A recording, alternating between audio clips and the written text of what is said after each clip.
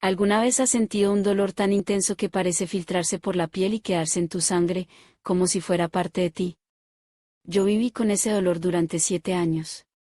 Un dolor que empezaba en la espalda, subía por la columna y se instalaba en mi garganta cada vez que escuchaba la llave girar en la puerta a las 6 en punto. Porque con ese ruido venía también el miedo. Un miedo que, incluso ahora, a mis 50 años, todavía me hace despertar en medio de la noche, empapada en sudor. Buenos días a quienes están viendo esto. Me llamo Teresa del Rosario Rivas, aunque en el barrio Le Encantó, donde vivo, todos me conocen como Teré, la de las empanadas. Desde hace más de 30 años vendo empanadas, arepas dulces y turrones en el Parque del Pueblo.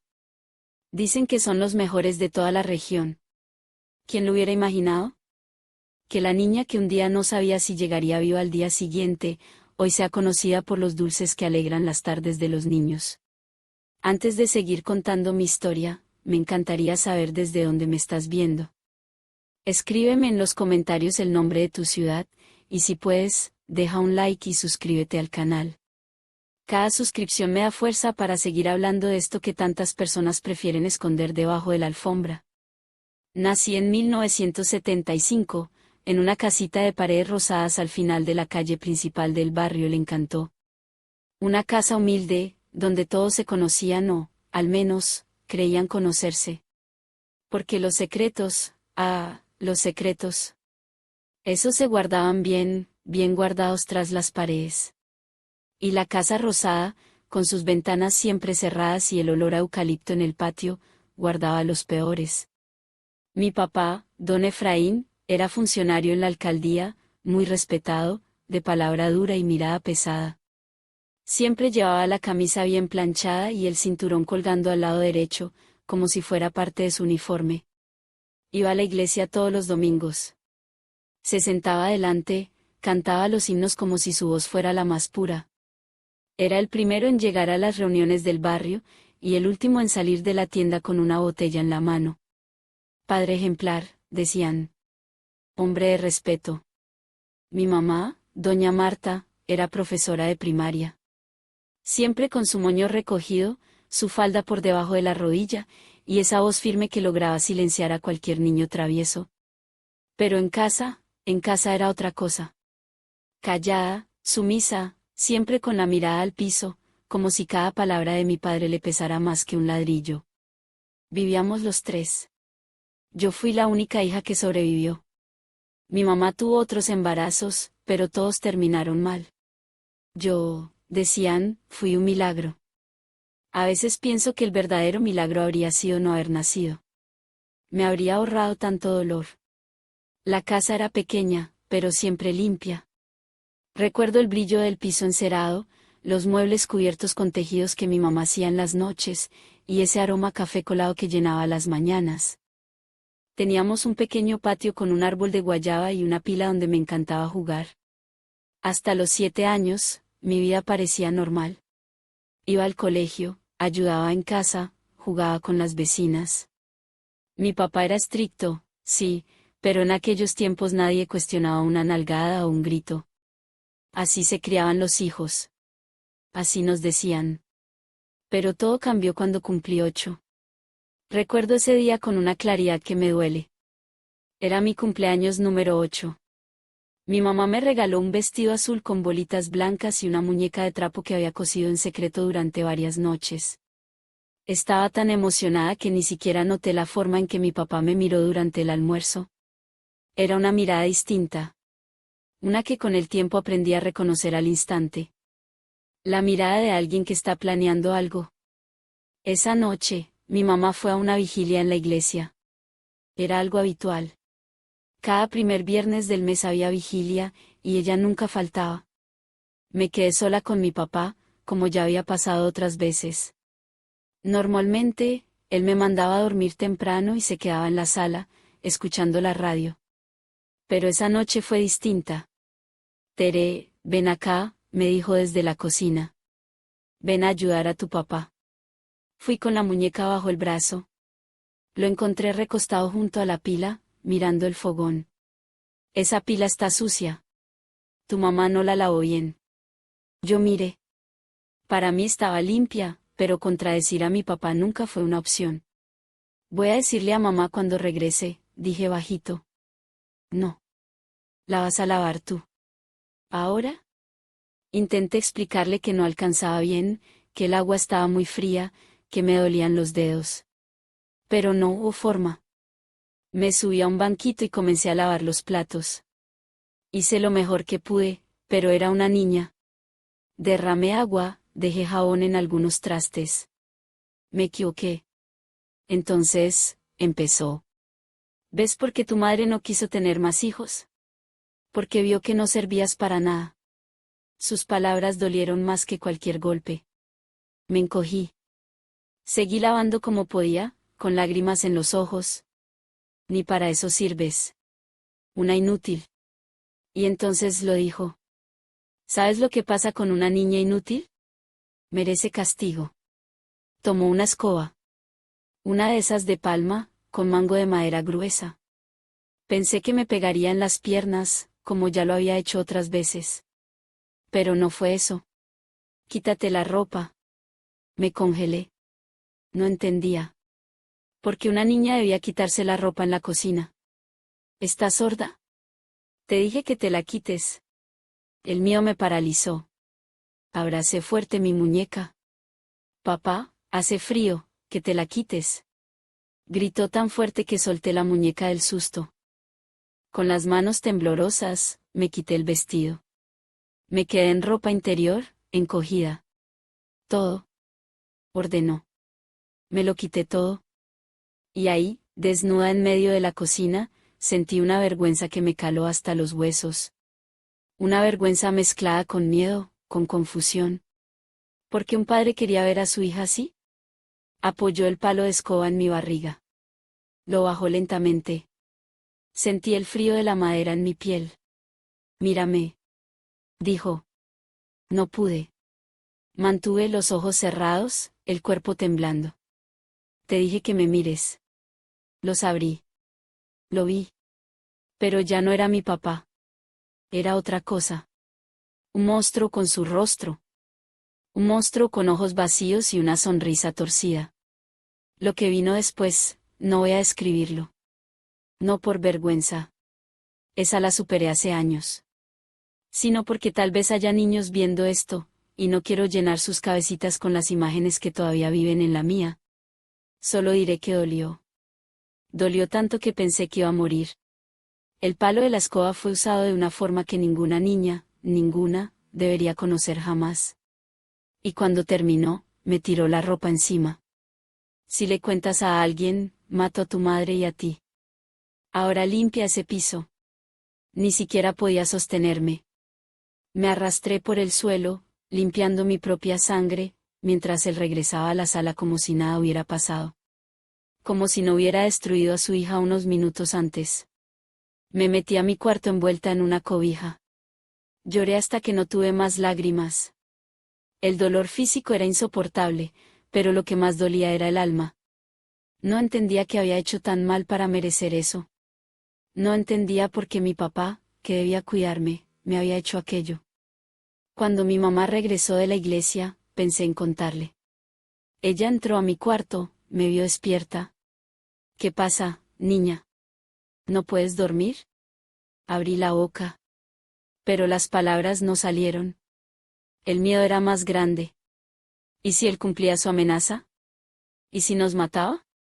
Solo moví la cabeza. Entonces duérmete. Mañana hay colegio. Dijo. Y cerró la puerta. Así. Como si nada. No notó mis lágrimas, no vio el temblor en mi cuerpo. O quizás sí, y prefirió no hacer nada. Esa noche, algo en mí se rompió. La confianza, la seguridad, la infancia. Pensé que había sido un castigo, una vez, por no lavar bien la pila. Pero me equivoqué. En las semanas siguientes, cada vez que mi mamá salía, él encontraba un nuevo pretexto. La casa no está limpia. Llegaste tarde del colegio. Tus notas no sirven. Y siempre la misma frase que me lava la sangre, trae la escoba. Y yo obedecía. ¿Qué podía hacer una niña de 8 años contra un adulto? Pero lo peor no fue eso. Lo peor fue el día que supe que mi mamá lo sabía. Una tarde, volví de la escuela con la falda manchada de lodo. Me había caído. Mi papá se enfureció. A la recámara, ordenó. Ya sabía lo que eso significaba. Caminé temblando, él venía detrás. Pero esa vez, la puerta no se cerró por completo. Quedó entreabierta. Y mientras todo sucedía, mientras yo me retorcía del dolor en la cama, vi a mi madre parada en el pasillo. Nos miramos. Nuestros ojos se cruzaron por esa rendija. Ella me vio. Me vio de verdad. Vio mi sufrimiento, mi súplica silenciosa. ¿Y sabes qué hizo? Nada. Cerró la puerta, despacio. Y se fue. Fue ahí cuando entendí que no estaba sola solo con él. Estaba sola con los dos. No era solo su traición. Era la de ella también. La mujer que debía protegerme eligió darme la espalda. Aquella noche no lloré solo de dolor. Lloré por abandono. Por saber que nadie vendría a rescatarme. Por entender que estaba atrapada. Y los abusos continuaron. Semanas, meses, años. Cada vez más seguidos, cada vez más violentos. Él ya ni siquiera esperaba que mi mamá saliera. A veces lo hacía frente a ella. Y ella simplemente bajaba la mirada. O, a veces, miraba con una expresión que no sabría describir. No intervenía. Nunca me defendía. Una vez, intenté resistirme. Tenía 10 años. Ya estaba un poco más grande. Cuando vino con la escoba, lo empujé y corrí. Llegué hasta la puerta de entrada. Pero mi mamá estaba ahí. ¿A dónde crees que vas, Teresa? Déjame salir, mamá. Por favor. Vuelve allá. Tu padre no ha terminado. Y me empujó hacia él. Como quien devuelve un objeto roto. Mi cuerpo empezó a cambiar. El pecho comenzó a crecer, las caderas se ensancharon, llegó mi primera menstruación. Y eso, en lugar de protegerme, empeoró las cosas. Ahora él tenía otro miedo, que yo quedara embarazada. Si traes un bastardo al mundo, te mato. Te tiro al río como a un perro. Aún así, no paraba. Solo fue más cuidadoso. Inventaba otras formas. O usaba la escoba de forma que no dejara marcas visibles. En el colegio, me volví la niña rara. La que se sentaba en la última fila. La que no hablaba. La que usaba mangas largas incluso con calor. Mis calificaciones, que alguna vez fueron buenas, se vinieron abajo. Cómo concentrarse cuando cada parte de tu cuerpo duele. Cómo aprender cuando tu alma está en ruinas. Algunos maestros lo notaban, claro. Pero en esa época, nadie se metía en problemas familiares. En pleitos de marido y mujer no se mete la cuchara. Decían. Solo una profesora insistió. Doña Lina, de historia. Bajita, de pelo rizado, con unos lentes enormes que siempre se le caían por la nariz. Tenía una forma distinta de mirarme. No con lástima. Con comprensión. Un día, después de clase, me llamó. Teresa, ¿todo está bien en casa? Esa pregunta, tan simple, me rompió por dentro. Hacía tanto que nadie me preguntaba cómo estaba. Intenté decir que sí. Como siempre hacía. Pero no pude.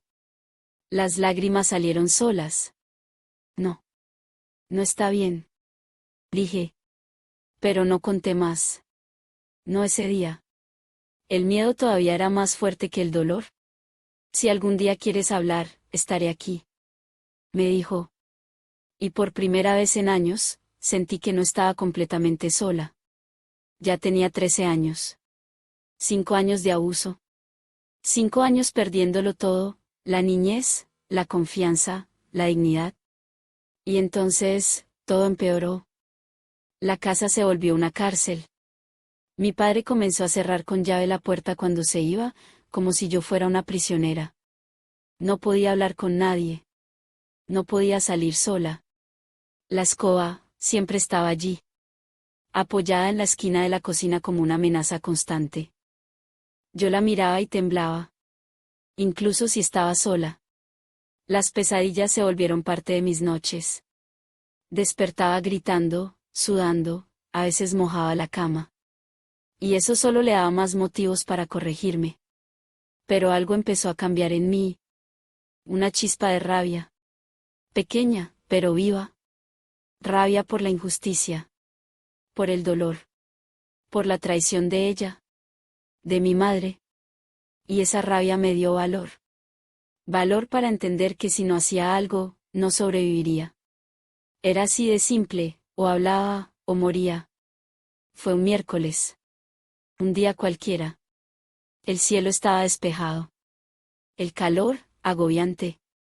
Y yo apenas podía sentarme en la silla de la escuela por el dolor de la noche anterior. Doña Lina se dio cuenta. Me pidió que me quedara después de clase. Esta vez, cerró la puerta del salón. Teresa, mírame. ¿Qué está pasando en tu casa? Yo bajé la mirada. Pero ella insistió. Nadie merece sufrir. Menos una niña. Si alguien te está lastimando, puedes decírmelo. Voy a ayudarte.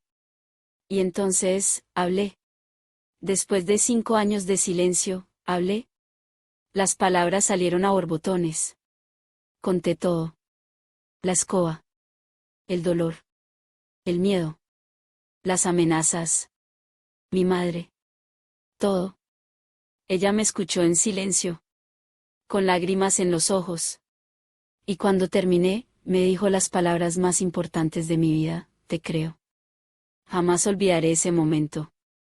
Una mujer adulta, una profesora, creyéndome. No cuestionó. No dudó. No justificó a mis padres. Solo me miró con firmeza. Vamos a sacarte de allí. ¿Sacarme? La idea sonaba imposible. ¿A dónde iría? ¿Quién me cuidaría? ¿Quién me creería? Ella lo tenía todo pensado. Me habló de un abogado amigo suyo. De denunciar. Pero me explicó que necesitaríamos pruebas. Tu palabra sola no basta, Teresa. Lo sé, es horrible. Pero tenemos que demostrar lo que está pasando. Y tenía razón. Mi papá era un funcionario respetado. Mi mamá, profesora querida. ¿Quién creería a una niña problemática como yo? ¿Y qué tipo de pruebas? Pregunté. Ella vaciló un segundo. Y entonces, me confesó algo que jamás esperé escuchar. Cuando yo tenía tu edad, también fui abusada. No por mi padre, sino por mi padrastro. Y mi madre, también lo sabía. Me quedé en shock. La mujer más fuerte que conocía, había vivido lo mismo. Y me lo contaba sin vergüenza. Yo escapé, sin plan. Viví en la calle, trabajé en casas ajenas. Estudié como pude. No tuve justicia. Pero tú sí puedes tenerla. Me explicó un plan. Uno que implicaba un riesgo: atrapar a mi padre con pruebas físicas. ¿Podrías conseguir la escoba? ¿Tomar fotos de las marcas? Temblaba solo de imaginarlo. Era volver a pasar por el horror, una vez más. Pero esa vez con un propósito. Esa vez, para que fuera la última. Si es la última vez, lo haré. Respondí. Y ahí supe que ya no era solo una víctima. Era una sobreviviente. Una niña armada de valor. Volví a casa ese día como si nada. Como si mi corazón no estuviera a punto de estallar. Como si no llevara en la mochila un secreto enorme, el plan que pondría fin a mi infierno. Cené como siempre.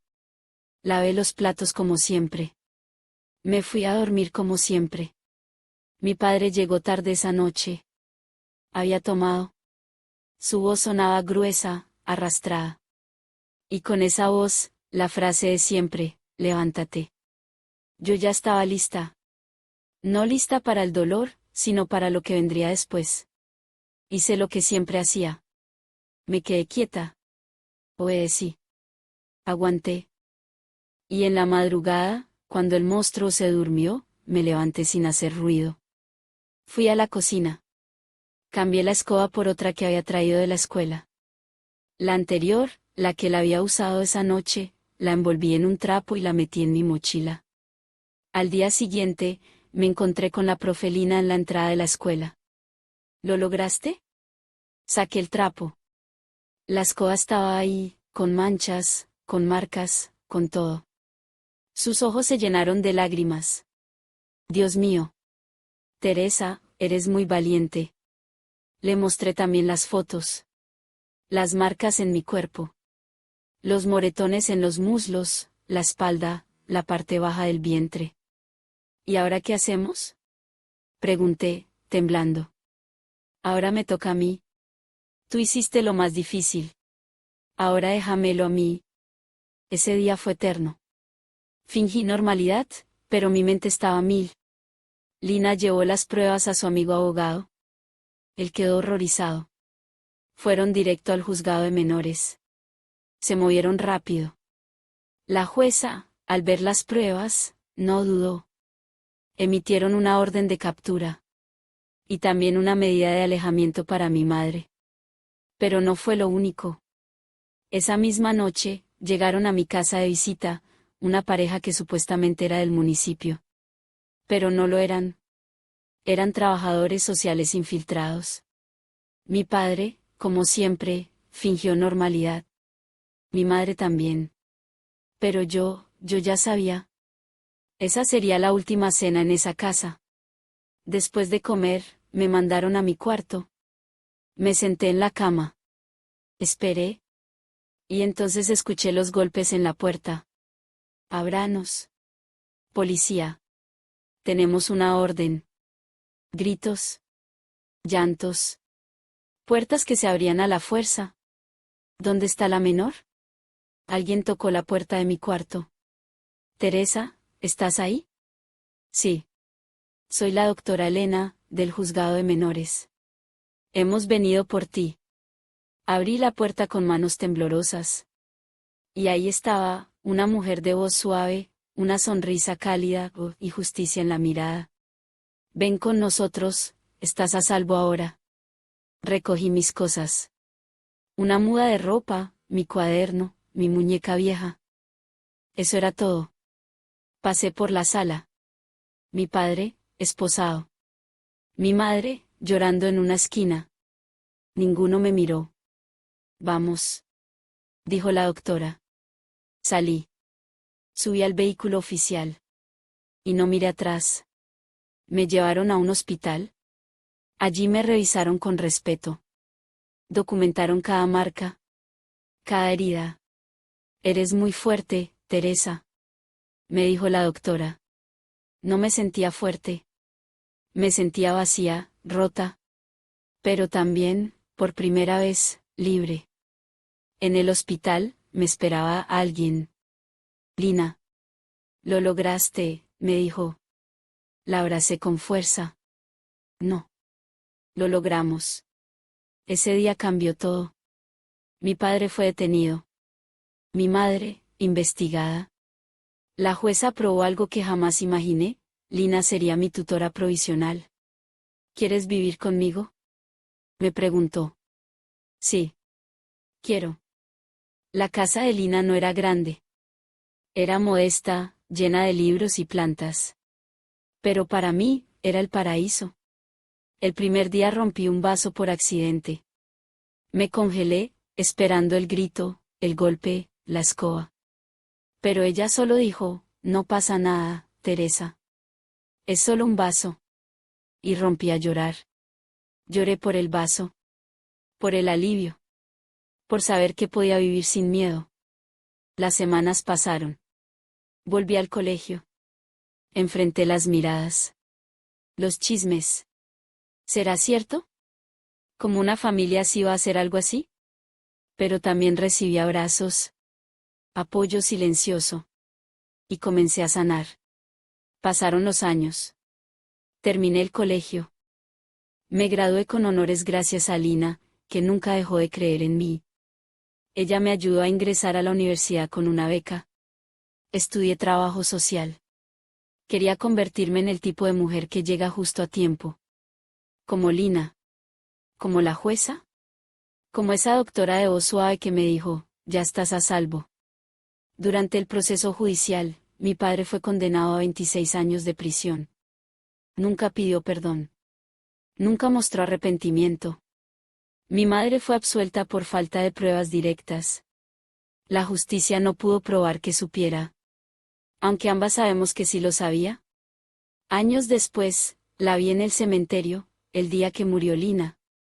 Me miró desde lejos, con una expresión vacía. No se atrevió a acercarse. Y no hizo falta. Yo ya no necesitaba nada de ella. Lina falleció cuando yo tenía 32 años. Cáncer. Fue una pérdida que me desgarró el alma. Ella fue más madre que nadie. La mujer que me rescató, que me enseñó a vivir, que me devolvió el nombre. Gracias a ella, abrí un centro de apoyo para niñas y adolescentes víctimas de abuso. Allí, cada historia que escucho me recuerda a la mía. Cada niña que llega rota me recuerda que sobrevivir es posible. A veces vienen con la mirada perdida. Otras, con la rabia a flor de piel. Yo me siento frente a ellas y les digo, yo también estuve ahí. Yo también fui tú. Y salí. Porque sí, salí. No indemne. No intacta. Pero libre. Y eso, amigas y amigos, es lo que más importa. Hoy tengo 50 años. Vendo empanadas en la plaza del barrio por las tardes. Trabajo en el centro de apoyo por las mañanas. Y por las noches, escribo. Escribo estas historias para que no se pierdan. Para que no se olviden. Porque el silencio fue mi peor enemigo. Y hablar, mi mayor venganza. Si esta historia te tocó, te movió, te abrió los ojos, te pido una sola cosa, no te calles. Ni por vergüenza. Ni por miedo. Ni por costumbre. Hay una niña allá afuera que necesita saber que no está sola. Hay una mujer dentro de ti que merece volver a sentirse viva. Gracias por llegar hasta aquí. Gracias por escuchar mi historia.